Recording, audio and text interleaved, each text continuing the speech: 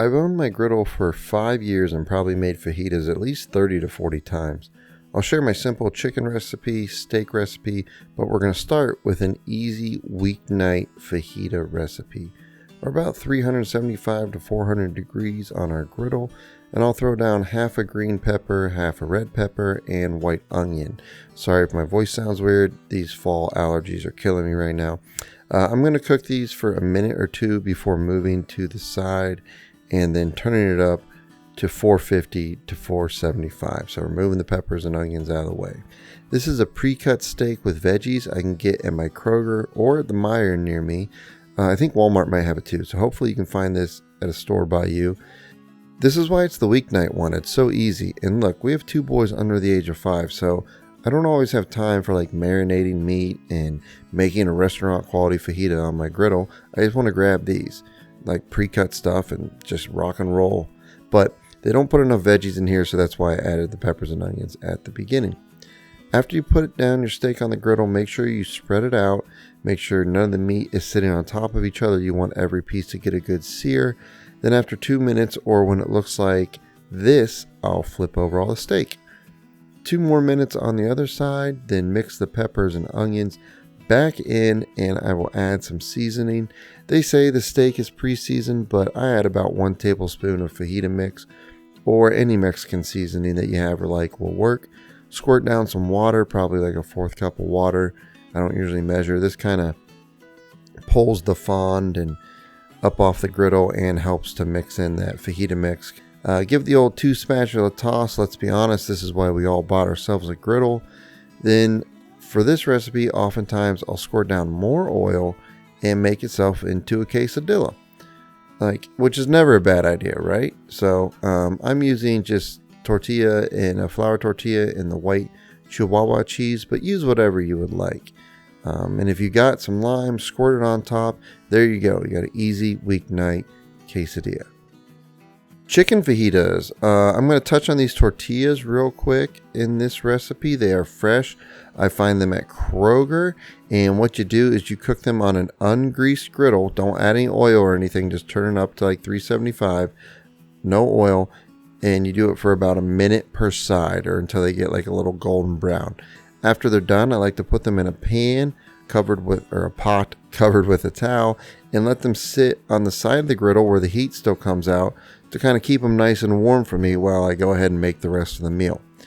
Now we'll add down a little bit of oil. I like to use avocado. My griddle is around 375 to 400 degrees again.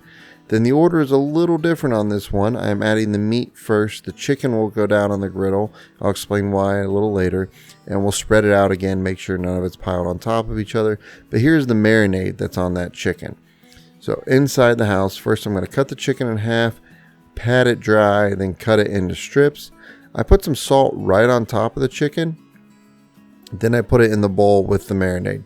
I have all the ingredients for the marinade on your screen, but also all the recipes are in the description, and they're all on my site. If you ever need a griddle recipe, just Google like Johnny Burnett fajitas, Johnny Burnett smash burger, and the old Google machine will just bring it up for you. So I love this marinade. Definitely try it. After it's all mixed, I put it in the fridge for about an hour or up to 4 hours. And now we'll go back outside, and we're adding 3 whole bell peppers and 1 whole white onion. This is a lot larger recipe than the first one. After 4 to 5 minutes, you can start to flip your chicken strips. If you have any smaller pieces like mine, because I didn't cut it perfectly, maybe move them towards the side or towards the corner where it's cooler, so those ones don't overcook.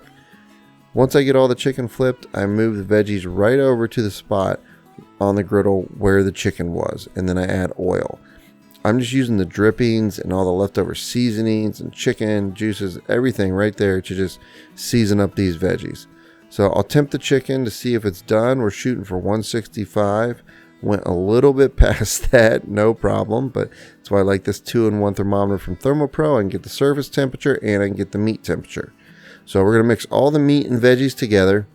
Now I add some water again. This helps, again, pull up the seasoning off the griddle, mix it all together with those veggies. Oh, they're so good. Slow motion, 2 spatulas. Oh boy, now we're really griddling. add those fresh tortillas back on there and some store-bought pico, guac, and sour cream. I didn't make that stuff. I don't know who makes sour cream anyways. No one would do that. But the other two I didn't make either. This marinade is a little work, but I assure you, you will not be disappointed with these chicken fajitas if you make them. Steak fajitas. All right. Don't know if I can afford this right now with prices, but we're going for it. Okay. So look, steak fajitas. For this, a lot of people use flank or hanger or skirt steak. I'm using skirt steak in this one. I like it because it's kind of thinner, and for me, it seems to cook more evenly. It's just my preference. You can see it comes in 2 pieces. I'll take them out, pat them dry real well on both sides, and then try to trim off any large pieces of fat that I can. So anything that looks like it's hanging or a large piece down at the bottom will trim off. I mean, you definitely want to leave some because fat is flavor, but I just do the big pieces. Now I'll put my simple marinade in this glass dish, which all the ingredients are on your screen. And again, in the description, there's tons of different ways to do marinades. I try to keep mine simple with seasonings that I think most people have on hand. I don't like to do a bunch of wild stuff that maybe you don't already have. Other than limes, you probably don't have limes on hand, but you're making fajitas, so you want to get some limes anyways, right? Get those limes. Hey, make a margarita while you're at it, right? All right, then we'll put it in the fridge for a few hours, 1 hour or up to a couple hours. I try to flip the steaks halfway through. These are not fresh tortillas. They are just the regular ones, but I still did the same process and warmed them up just to have them nice and warm and ready to go. Put them in the towel on the side of the griddle for when I'm done cooking. Got the griddle pretty hot right now. We're around 450 degrees, and I put the steak down. Let it sit for a minute to a minute and a half, then flip both pieces. Ooh, yeah, we're getting some nice color. Okay, let's take a closer look here. Ooh, buddy. Then another 2 minutes, or when it's to your desired temp, pull it off the griddle. It's pretty thin, so I mean, I barely went about 5-6 minutes here. I pulled mine around 120 because I knew the temp would rise to 125 while it rested, and I'm going to throw it back on the griddle. So we'll let it rest for a few minutes and do the same process with the peppers and onions.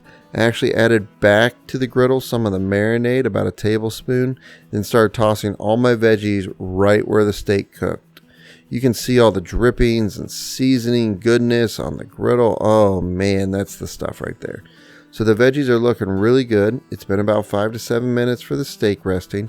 I'm going to go ahead and start cutting the steak against the grain.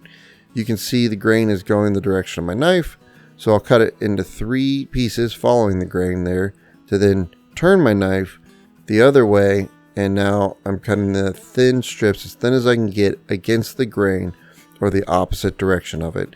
This should make it hopefully less chewy. I mean, skirt steak and the ones I buy still are never perfect. If you want it less chewy, you could buy a really nice piece of steak like a strip or a ribeye, but this is the best I can do for the skirt steak I can get from Kroger. So it looks like I'm at a good medium rare, still got some pink in there. I'm very happy with how it turned out.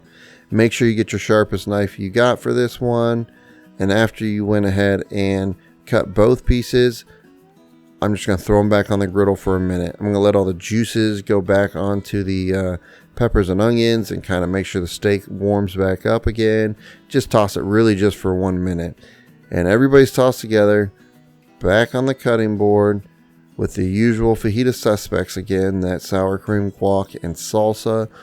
All 3 recipes are great depending on how much time you have or how comfortable you are doing the different recipes. If you want more griddle recipes, check out the playlist on your screen. It's my Griddle 101 playlist. It has a lot of beginner, easy griddle recipes in it.